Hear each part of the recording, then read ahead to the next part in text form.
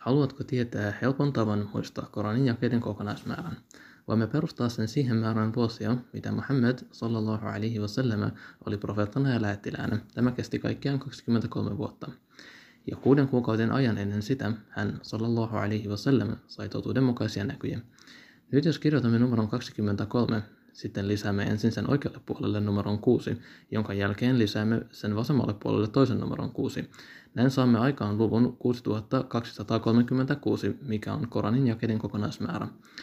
Ja hizbejä, eli 10 sivun mittaisia osia, on Koranissa kaiken kaikkiaan 60, kun taas juzien, eli 20 sivun mittaisten osien määrä on puolet edellä mainittujen määrästä, eli 30. Ja puolet 30 on 15, mikä on niiden jakeiden määrä, joiden resitoimisen jälkeen on suositeltavaa tehdä kumarus, eli sujud at-tilawa.